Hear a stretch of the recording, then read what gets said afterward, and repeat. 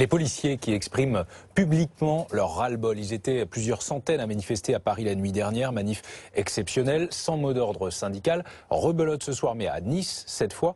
Bonsoir Philippe Doucet. Bonsoir. Soyez le bienvenu, vous êtes député PS du Val d'Oise, proche de Manuel Valls. En face de vous, Philippe Vigier, bonsoir, chef de file des députés UDI, soutien d'Alain Juppé. Et à vos côtés, Luc Poignant, bonsoir. Bonsoir. Vous êtes porte-parole du syndicat Unité SGP Police FO. Bruno Jeudi.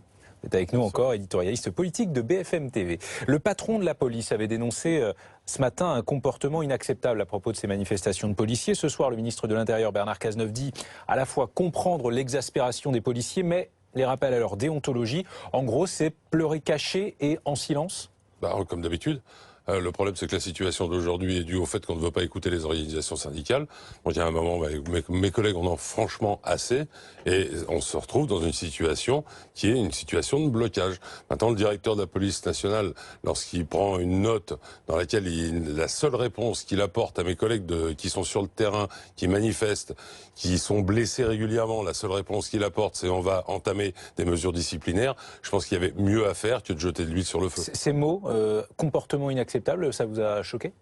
Pour le moins, oui, pour le moins, parce qu'on a quand même un collègue qui est toujours dans le coma. Alors si le fait de lui porter soutien... Après l'agression de Viry-Châtillon. Après l'agression de Viry-Châtillon, si le fait de lui porter soutien et de réclamer justement des moyens pour que ça n'arrive plus, c'est inacceptable, alors il faut qu'il me dise ce qui est acceptable. Le fait pour un policier de manifester, c'est tout sauf anodin. Aujourd'hui, c'est vraiment que le ras-le-bol est patent. Bien sûr, ça fait deux fois en 5 ans. On a eu le tour en début 2012. Maintenant, on en est aussi à un point de non-retour. Mais la responsabilité, encore une fois, va aux gouvernements successifs et à notre administration, parce qu'on ne veut pas écouter les syndicats et on préfère avoir une vision comptable de la sécurité plutôt que d'écouter les gens de terrain. Luc Poignant, l'expression de la colère, donc d'une fragilité, est-ce que d'une certaine manière, elle ne fait pas le jeu des agresseurs et des terroristes notamment ?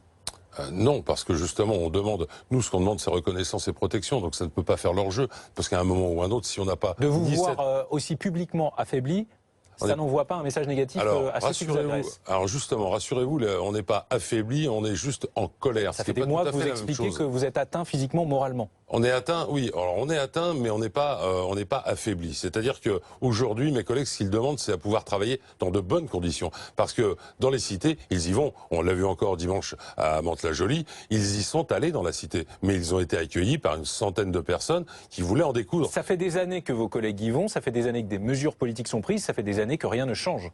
Je ne sais pas si ça fait des années que des mesures politiques sont prises. En tout cas, une chose est sûre, c'est qu'on a perdu des effectifs, on a perdu du matériel, on a été déconsidéré et on a à un moment géré la sécurité d'une manière purement comptable où il fallait que la sécurité devienne rentable. Juste, en réalité, ça existe déjà, même sans sommation en l'occurrence. Non, ça existe déjà pour l'armée qui, elle, doit faire des sommations. Imaginez des sommations dans Paris.